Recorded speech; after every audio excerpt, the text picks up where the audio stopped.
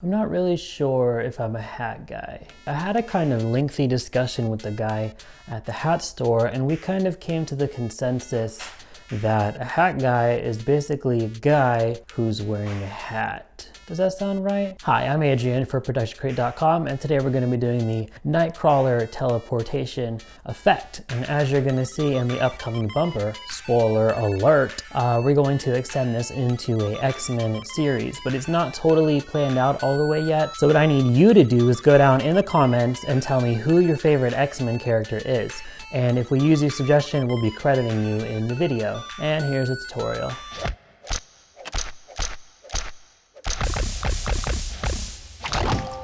So I've got my footage imported into After Effects, and at the beginning part we have a clean plate, and the reason I know this is a clean plate is because of this.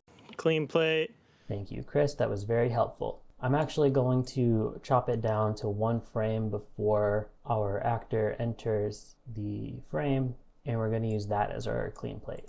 But we do have to do kind of a projection map in order to track this in. And to do that, we need to track the footage. But before we do that, we should probably mask out this dude so he doesn't throw the track off. So let's just go ahead and do that real quick. I hate rotoscoping with the burning. Oh, that actually wasn't that bad. All we really need to do is just take him out of the shot so that it's not throwing off the camera track. You can honestly get away with not doing this, probably, but it should work better if you do mask out any moving objects. I actually went ahead and pre-composed this so that the camera track plugin will recognize the mask instead of just ignoring it. So let's go ahead and hit track camera, and I figure we're probably going to need to do a detailed analysis, and we can tell it that it's a typical scene and just let it go. All right, so now we've got a whole bunch of points. They're very tiny because when you do a detailed analysis, for some reason it always makes your scene scale super huge, but that's okay.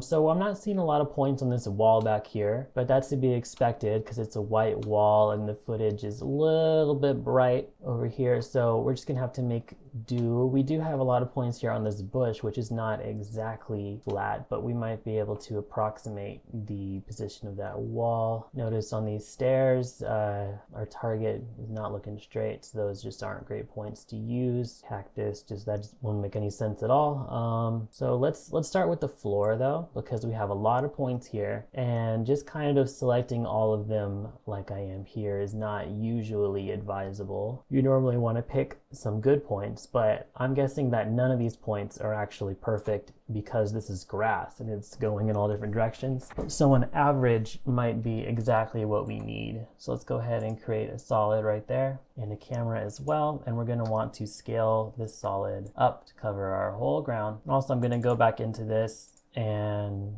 bring our actor back by disabling the mask so that we can see where he is in the scene, because I want to make that kind of our center of the scene. So let's go ahead and just move this solid to kind of where his feet are. Now let's go ahead and make another solid using this bush here. And yeah, it's not going to be perfect, but it'll be all right. We need to scale that way up as well, and also turn down the opacity of it so we can see what we're doing. And let's just kind of move it backwards a little bit until it kind of intersects this blue solid at the same place where the wall intersects the ground. And since our scene scale is huge right now, we might actually have to move it back a lot instead of a little bit. We can pull up the position by hitting P and change this Z position. And making it higher will move it away from the camera. That looks roughly right. It's kind of hard to tell because there's stuff in the way, but we do have a little bit here where we can actually see the house intersecting the ground, and that looks like we just about got it. So this should be all right. Let's turn the opacity of these back up to 100. And we're going to turn them white as well. Okay, so those are in place in 3D space. Didn't mean for that to rhyme, although I do rhyme on purpose a lot. We're going to want to add a new light. Just make it a point light with an intensity at 100. The color is white. Shadow diffusion, I have it at 30 right now. That is no good. We need it at 0. And we need this light at the exact same position that our camera is at on the very first frame. So the trick to do that quickly is to hold down Shift and parent the light to the camera, and that's going to take all the camera's transform data, but then you want to unparent it. because we don't want it moving with the camera. We want it to stay still. And now we need to set up our image that we're going to project. So just hit Control D on this footage to make another copy of it. And we need to right click it, come up to time, and hit freeze frame. So now it's not going to move. Camera tracker is giving us an error. That's okay, we don't need it anymore. So as you can see, that's frozen. It's not moving at all. So we can make it into a 3D layer as well. And also hold down Shift and parent it to the camera, and then unparent it. Now it's in the same place as the camera. We want to move it forward just a little bit so we can see it, and then scale it way down. I'm not even exaggerating. I'm going to scale it to 1%. See, that wasn't a trick. Maybe 2% would work. All right, that's pretty close. And we want it to pretty much exactly fill this frame. And that's going to be hard to do with scale and position.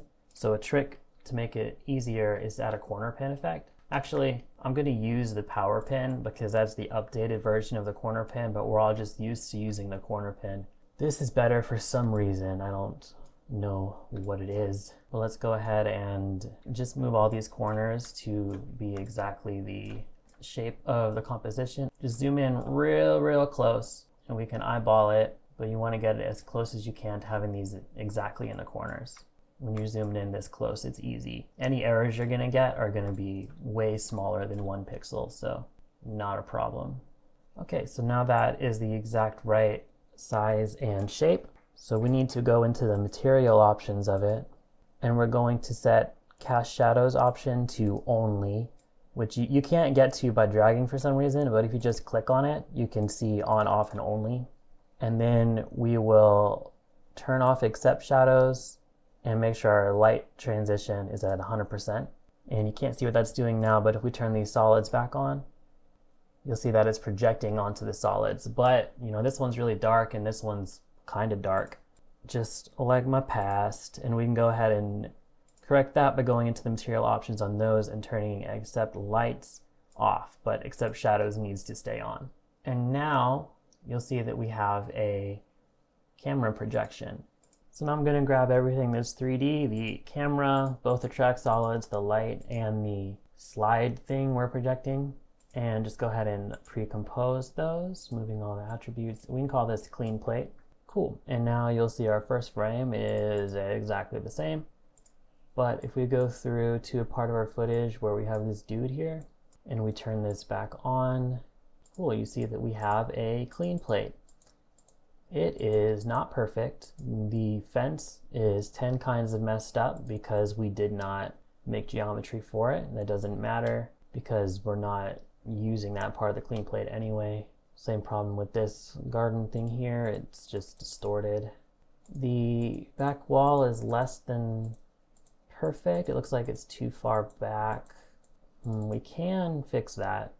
We can try to fix that anyway if we go into the clean plate. Clean plate. All right, you would think we need to move this on the Z-axis, but because of the way it's oriented to move it forward and back, we actually need to move it on the Y-axis. So let's just bring it forward a little bit. And this whole projection map thing is making my machine chug a little bit.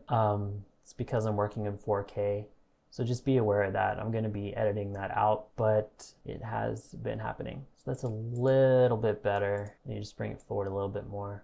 That was too much. That was overzealous. You won't have to worry about doing this if the footage you're using has more track points on every surface. Okay, this is not perfect, but it's honestly pretty good. I think it's going to definitely be serviceable. So yeah, some things to notice is a lot of it doesn't line up because we didn't make geometry for this cactus. We didn't make separate geometry for the stairs or the inside of this room. And we're just not going to. It's not super necessary.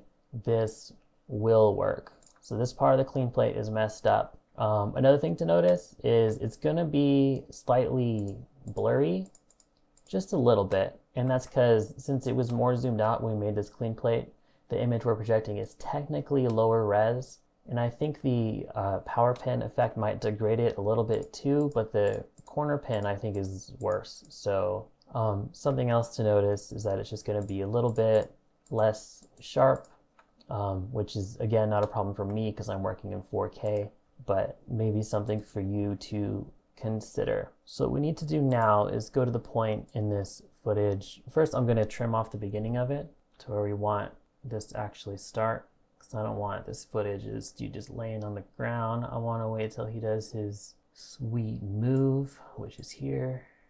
And now when he jumps up in the air is when we're going to want him to teleport, because Nightcrawler always has to jump in the air.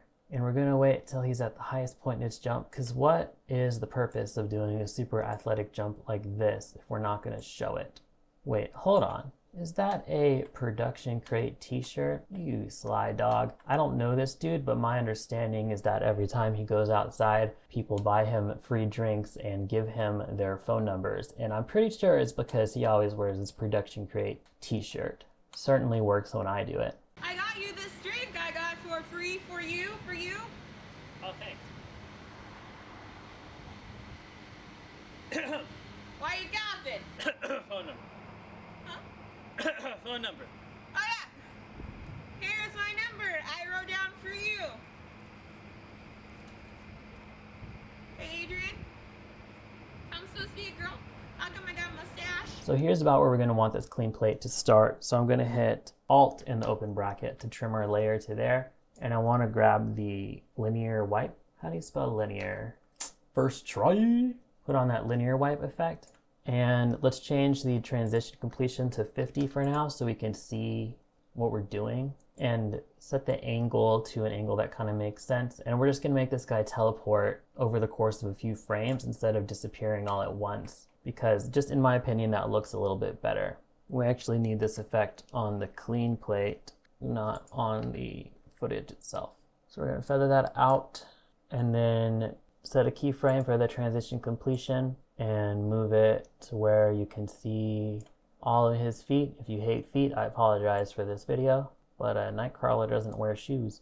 And move forward something like 4 frames or whatever you want, and move our transition completion to where you can't see him at all, which is a shame. And then move forward 1 more frame and change it to 0, just so that we're not running into issues a little bit later on down the road. At this point, since my machine's chugging so much, I'm going to change my resolution down to something much lower, and that's going to make our clean plate look blurry. But I don't want you to freak out. It's not actually this blurry. It's just so everything runs faster. But let's go ahead and change this clean plate opacity down to 50% so we can see what we're doing. And we're going to need to just mask around this guy for the rest of the composition, so we're not showing the clean plate all over this footage, just where it's needed. I hate Scoping with a burning passion. I've been up all night, I ain't even done a fraction. It's enough to drive a man insane. Moving little things frame by frame. You guys tired of that song yet? Leave a comment below with your response. Now that I'm finished cutting this dude out, I'm going to hit the Alt in the end bracket just to end that layer and turn the opacity back up. And we're also going to want to feather out this mask and then just go through and check to make sure the mask is still covering everything it's supposed to. Again, I apologize for this blur, but you see if we switch back to the full resolution that it looks fine. Yeah, especially if we turn off this mask. That looks pretty good. I'm not disappointed with that at all. Okay, but now we can move on to more of the fun part. Yo, where my bell ringers at? When you subscribe to this channel, make sure you go ahead and give that bell a ring as well so that you can make sure to stay up to date on all of our new uploads. So let's go ahead and head over to ProductionCrate, which I have prepared right here. And we're gonna go into the magic and powers section, which I feel like I use this section way more than anything else. And we have these new effects called these particle bursts, 1, 2, 3, and 4. 4 I don't think I'm gonna use because it's too abrupt, and also it's premium, whereas these 1, 2, and 3 are free. So if you don't have a pro account, you can download these anyway. I'm just gonna download all 3 of those. And while those are downloading, I also want to direct your attention to this effect here, which might be cool to use if you wanted to do a different kind of teleportation that's not based off of Nightcrawler. Also, this one is similar, but would also work to that effect. And where is it? This one here, super cool. The tornado teleport, if you want like a sand looking effect too, that looks great. So I'm just gonna import all 3 of those into my project. Okay, and let's just start throwing them in. So, see, the first things to disappear are his feet. So on this frame here, we're going to put particle bursts in areas where his feet are gonna disappear in the next frame. Again, I'm sorry to those people who don't like feet. So let's bring this in and hit the open bracket key to bring it forward. And we want to make it 3D, scale that down to an appropriate size. And now we kind of want to suck all the color out of it. So we're going to do that with a tint. And we want to completely neutralize it. See, now it's kind of dark. So if we add a levels effect, this is going to be really hard to see since there's not any color in this at all. But right here, you can see where the values of this exist. So if we move our black point more towards the beginning of that and our white point more towards the end of that, then we'll get kind of more neutral coloring where our black is black and our white is white. But that's a little bit too much. So we'll just move those further away. And then move our middle point to where it starts to look like this is just plain gray. We don't want it too dark or too bright. We just want it as neutral as we can get it. Okay, and another thing I'm going to do, since I'm going to be duplicating this a lot, I'm just going to hit R to bring up the rotation value and hold down Alt and click the stopwatch on the Z rotation and type an expression, which is wiggle, open parentheses 0, comma, 360, close parentheses. And what this will do is the wiggle expression makes it so that things move a random amount. And what we're telling it is to move 0 times per second by a value of 360, which basically means every time we duplicate this, it's not going to move, but it's going to be a random angle. That way we don't have to worry about shifting around the angles manually. But now on top of that, we're going to want to go ahead and add a tritone and just select colors from his skin. So like here's going to be the dark color of the skin. Here's like the lighter portion, and then this is like the middle. And those aren't going to look quite extreme enough. So you can click on those and go into them, and on your bright one, turn up your brightness. On your dark one, you can turn it down. Mine actually came out pretty good. The middle one you can change if you want, but in my experience with this effect so far, it usually ends up fine. That's great. And now we can just duplicate that and move it over to this other foot. And also we're losing the bottom part of the legs, so we can, let's rename these first just to keep organized. So this is going to be a round one, and it's the skin color. So is this one. And these other two are not round, they're more tall. So I'm going to duplicate one of these, hold down Alt as I drag it in to replace that with this new clip, but it's going to keep all the effects and transform values of this old one. And I'm just going to rename it Tall 1 Skin Color. And then that's like the shape of a limb, yeah? So, but on these tall ones, I don't want the random rotation. So if I hit U twice, then I can just delete that expression and then just twist it into shape, into place. Put it where it goes, maybe duplicate it, but replace that one with the other one with the Alt key. And this one I'll rename to Tall 2, so I know it's the other shape. Move that over here. Now we can move down a frame, and we can see we've got these legs starting to disappear. We're actually going to need to add effects or particles all the way up to his waist on this frame. So let's go ahead and duplicate those tall ones, but move them down one frame and just start moving things into place. You can rescale these as you go as well. Now we're at the point where we're going to have to start making some that are other colors. So I'm going to grab one of these tall ones, duplicate it, rotate it, and scale it into place. And we're going to rename it to reflect that it's going to be Shorts color. You don't have to organize it this way if you don't want to. I just think it's going to be easier. So change our highlights to something like that. Our midtones.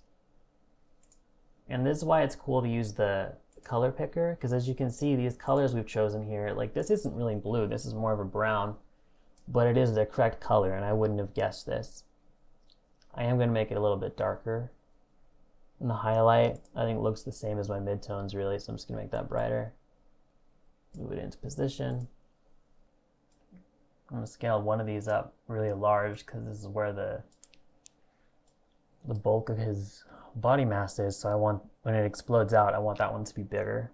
I just want to point out that a mistake that a lot of people make when they're doing this effect is they make it too blue or purple. But in the movie, the only reason the smoke is blue is because Nightcrawler is blue. When he teleports other people, the smoke changes colors to whatever color those people are. And also when Nightcrawler teleports himself, like in the famous White House scene, he's wearing a white jacket and there's also a lot of white smoke included. So that's why we're coloring this based on the color of the actor.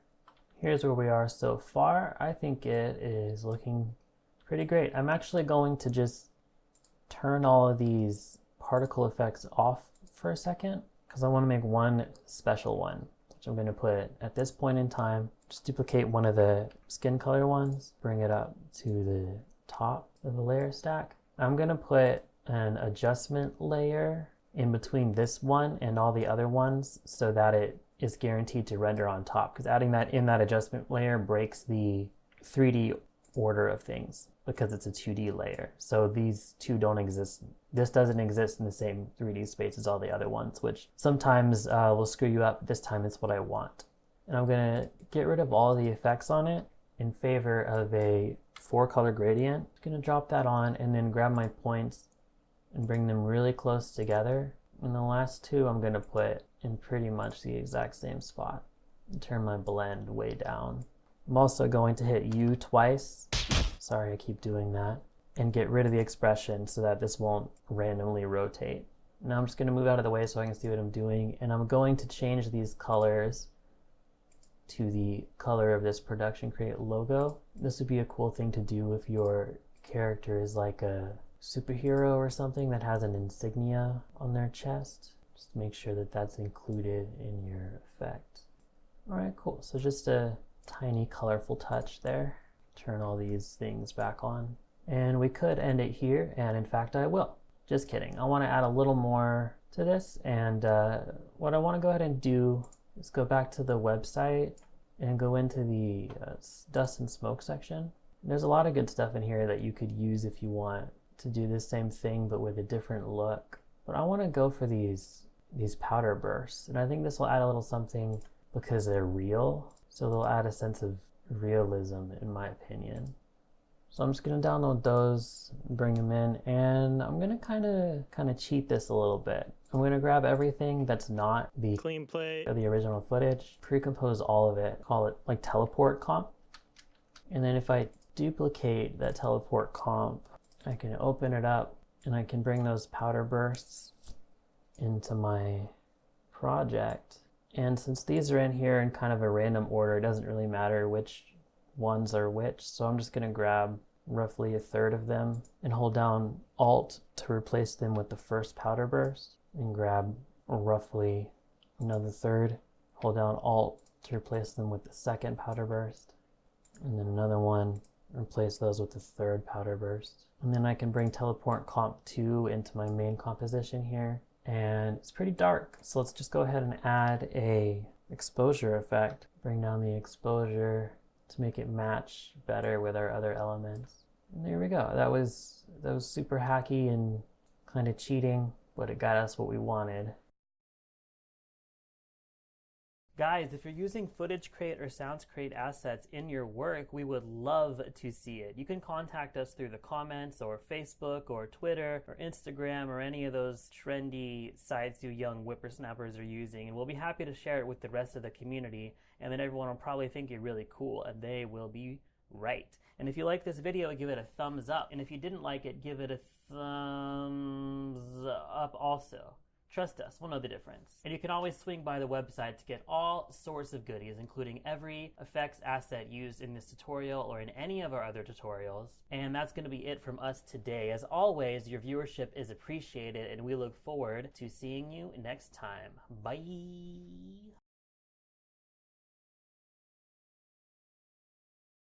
Clean plate. All right, get your mark.